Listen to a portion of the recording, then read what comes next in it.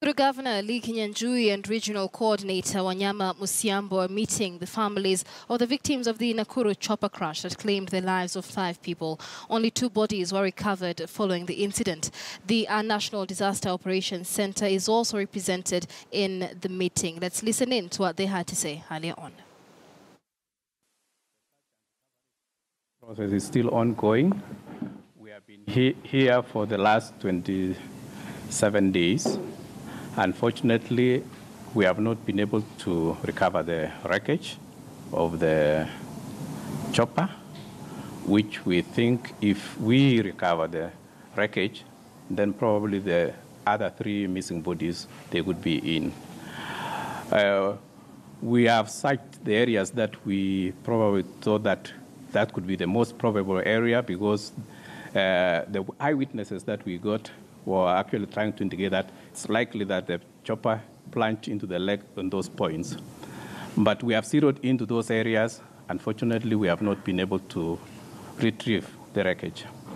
The northern side of the lake, as actually we have almost exhausted, we are now drifting towards the southern side of the lake. And we have actually scaled up our search and recovery. More resources are being looked into so that we can be able to cover the whole lake in the shortest time possible. And that's where we are now. Cross, auxiliary to the national government and also to the county government, we've been giving enough support to the exercise of search and recovery, to give support both to the rescuing team, the divers, and the technical team, and also the family members. We have continued with the counseling sessions, with first aid sessions as required, and we'll continue giving the same support to the entire team for the last 27 days. We are among the first to arrive at the scene, and we'll be there. We've been there every single day, giving support to the teams. And I would like to appreciate the support from the partners that we have in Nakuru to enable this exercise to go on, and for the rescuers and the search team to be able to undertake their work. As the family members of the victim are concerned, we from the Accident Investigation Department, we are also very much concerned about how can we get this wreckage so that we retrieve the recorders, which we will take to a facility, a readout facility, so that we are able to establish what could have caused this accident. So I want to say that we are so much also interested in ensuring that we obtain the wreckage. Unfortunately, we do not have the mandate of, or we don't have the obligation of recovery in doing search and rescue for the recovery of the wreckage. Actually, that is not normally our mandate. We will only come in for purpose of technical assistance in terms of expertise as far as accident investigation is concerned. So, in as much as this exercise is ongoing, that is only our level of involvement. So we also have an obligation, because it is an obligation of the state and to the international community, that when accidents like this happen, we establish cause of the accident, and we write those reports, and those reports are supposed to be published, especially for the interested parties to know what could have caused the accident. So for Air Accident Investigation Department, that is as much as I can say, as much as we are involved in this exercise.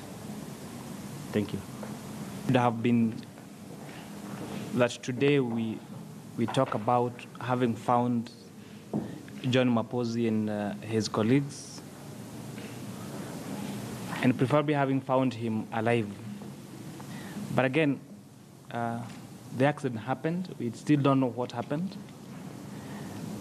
And this issue is a concern not just to the county or to Molo or to the families, but to the issue of air safety in the world. Because when you talk about the various forms of transport we have, air is said to be the safest of them all. So when you have a plane crashing and disappearing and you cannot find the wreckage, then it's a very, very, very big concern to all the authorities.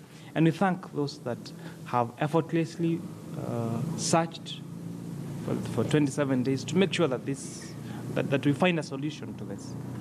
To the family of John, John comes from my constituency, from a ward called Turi. We have close communication with the family, and we are assuring them that we are trying the best we can. But maybe, as the governor will brief us later, we need to find a solution to this and to seek assistance so that at least we find a solution to the issue. But that being said and done, I say pole sana kwa familia, kwa kijana kama huyo ambaye alikuwa na nguvu sana, ambaye tulimjua, his star was very bright. Lakini yote 9, 10 tunaomba Mwenyezi Mungu tuweze kujua hasa nini ambacho kilifanyika.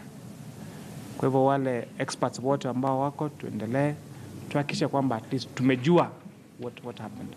It's 27 days to search and find the cause of the position where the chopper which went down could be found. And want to thank them for their tireless efforts that they have put in, from Red Cross, from the Kenya Navy, from those from the ministry, even the private citizens who have done so. We want to thank them for doing that. And most sincerely, we want to also pass our condolence to the families of the 5 victims who perished in this accident. And it has put us as a county and as a country in an awkward situation, because we've been waiting for so long for this particular task to come to a conclusion. But we are wishing that if we are coming today to give a brief, that would actually give a closure to the families as to what has happened. But we're still hoping for the best, and we want to continue urging the families to be patient with us as we try to get to the bottom of it and obtain the wreckage so that we can have some answers to this particular incident. This is a joint statement by stakeholders involved in such efforts relating to the aircraft disaster in Lake Nakuru, dated this day, that is November 16th, 2017. So we met today for a joint session aimed at briefing ourselves on the status report regarding the search efforts in Lake Nakuru. All stakeholders had an opportunity to report on what they have been doing for the last 27 days, and the following was also recorded. That we have made recoveries of 2 bodies so far and part debris for the aircraft. 3 bodies still remain missing, and every effort will be put to ensure that we speed up our activities, we increase our input so that we can be able to get the remaining 3. While parties involved have been putting up their best in such effort, progress has been hampered by the following. One is the unknown position of the aircraft. 2 is a large search area of 54 square kilometers. The other one is poor visibility inside the lake.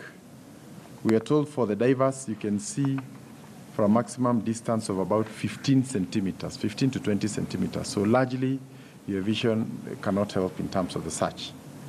Danger marine life such as hippos, unfavorable weather conditions including the rains, submerged or fallen trees and logs, instability of the waters due to continuous change in waves, strain in resources.